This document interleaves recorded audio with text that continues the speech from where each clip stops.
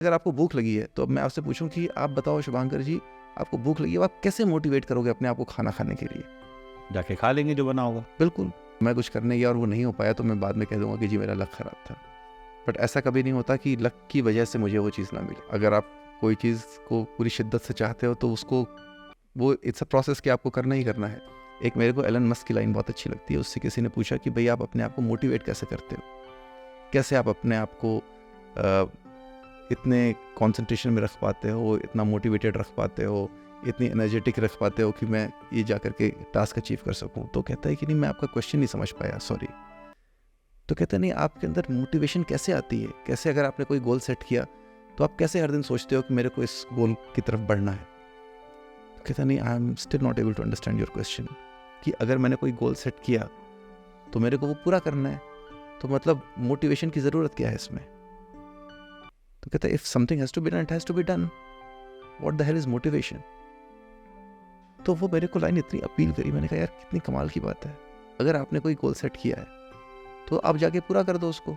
फिर आपको एक एक्सटर्नल फोर्स की क्या ज़रूरत है? इसका मतलब कि आपको एक्चुअली वो गोल चाहिए ही नहीं ना।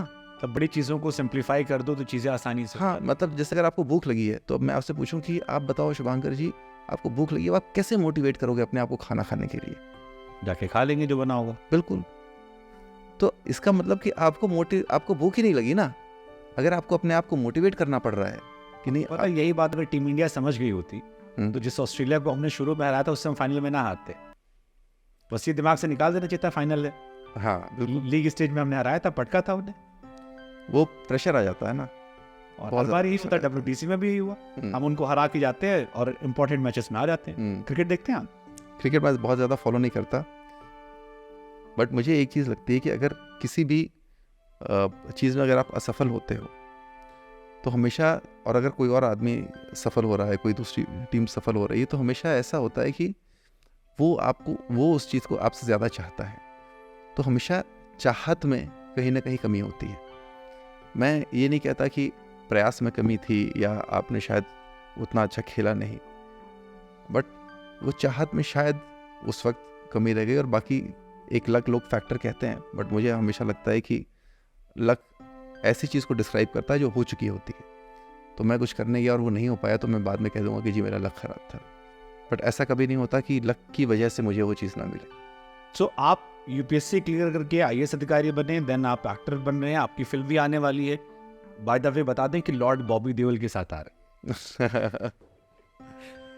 उस बारे में बात करेंगे। तो ये लक है, हार्डवर्क है, या वही है कि सोचा होता चला गया, इट्स अ प्रोसेस? मुझे लगता है कि प्रोसेस है। हार्डवर्क तो मैं नहीं मानता कि हार्डवर्क जैसी कोई चीज़ होती है। अगर आप कोई चीज़ को पूरी शिद्दत से चाहते हो तो उसको वो इट्स अ प्रोसेस कि आपको करना ही करना है।